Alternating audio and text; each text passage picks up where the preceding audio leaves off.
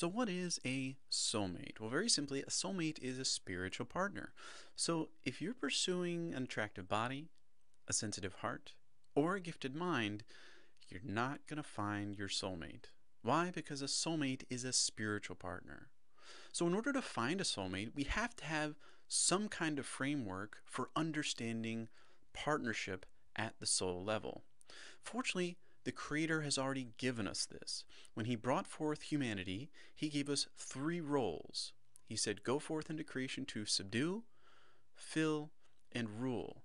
So a soulmate is a subduing, filling, and ruling partner. And the two of you are going to fulfill all three of these roles together. That's the soulmate idea in a simple form.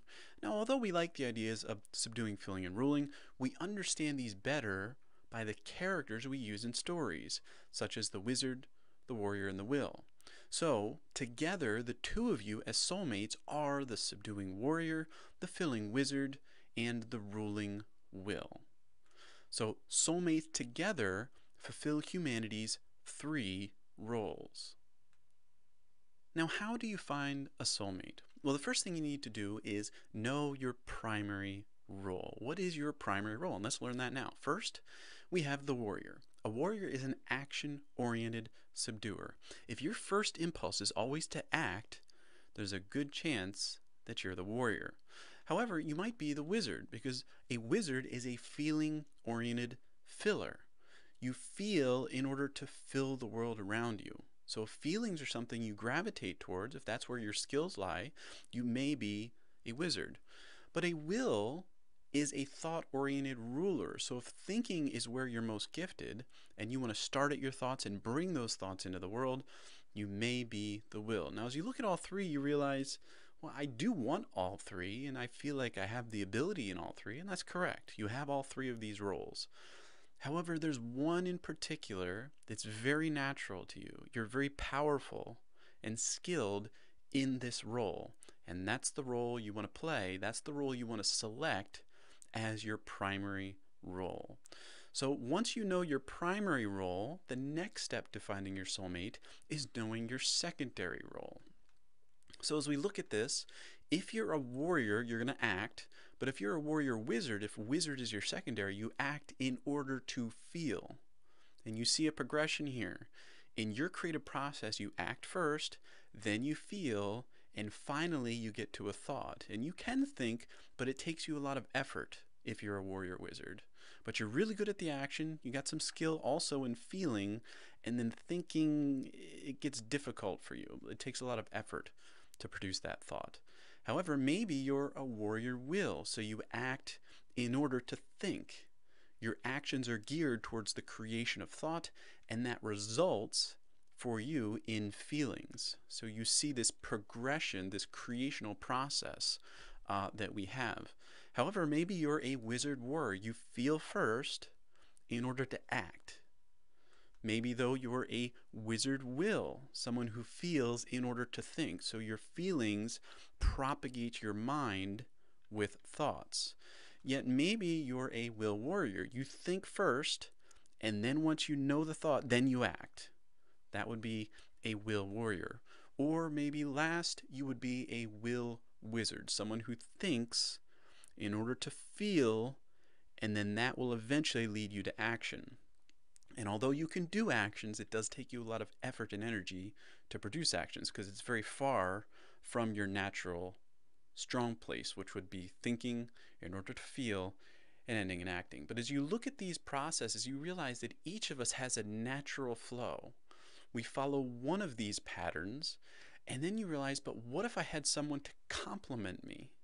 Who was that missing piece, that third role that's so difficult for me? What if I had someone who could help me with that? And that's a soulmate.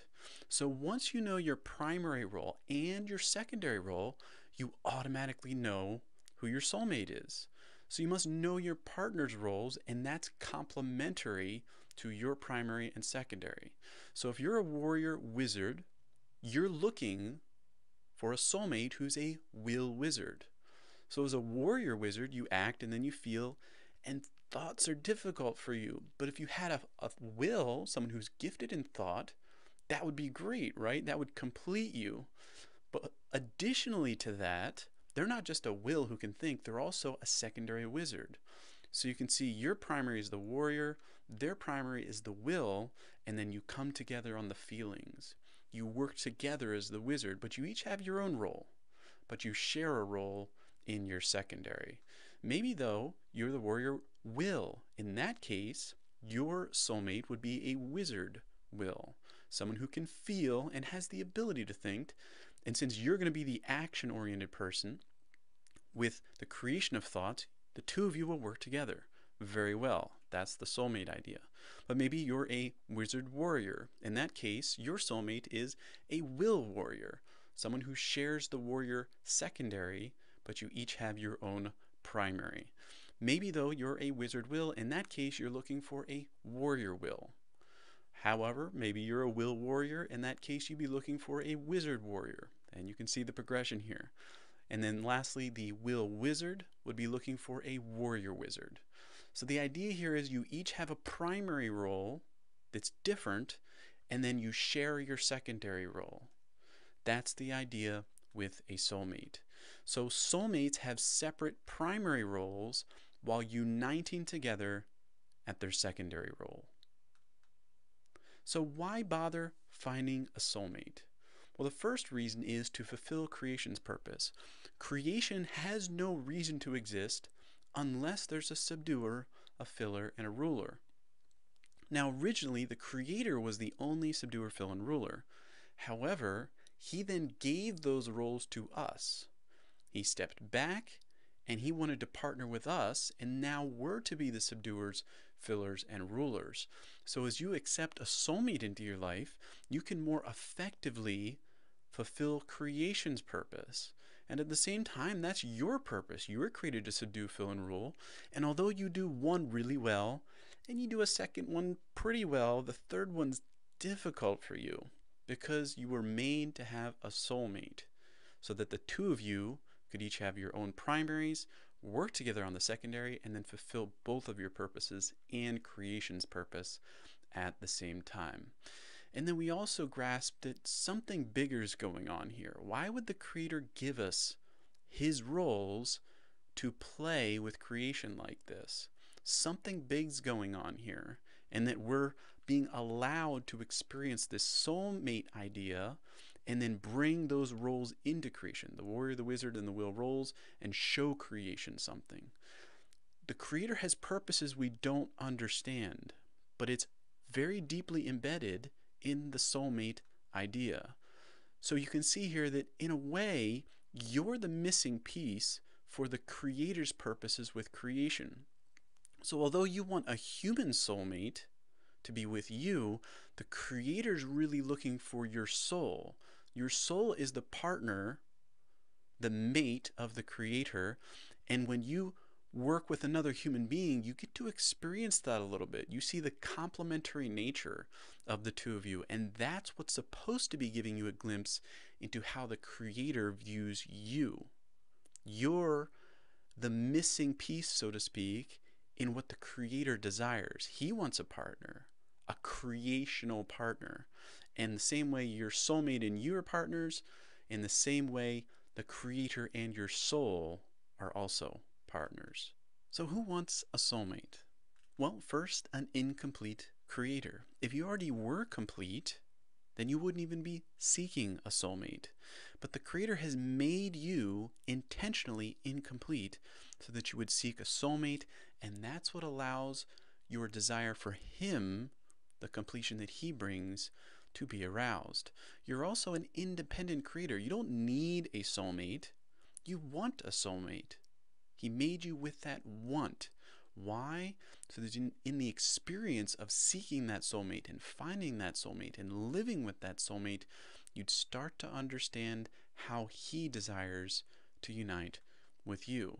And you also want to be an indomitable creator, an unstoppable force. Now, right now you're not. However, the Creator is indomitable. Why? Because He perfectly embodies all three roles. He's the warrior, He's the wizard, and He's the will perfectly.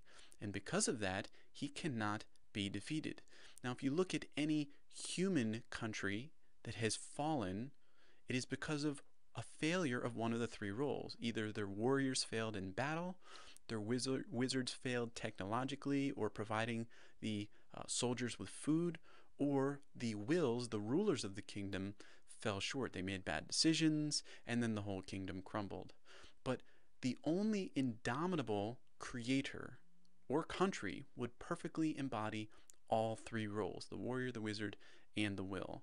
And with your soulmate, you become more indomitable. You experience the creator's perfection more than if you're just by yourself.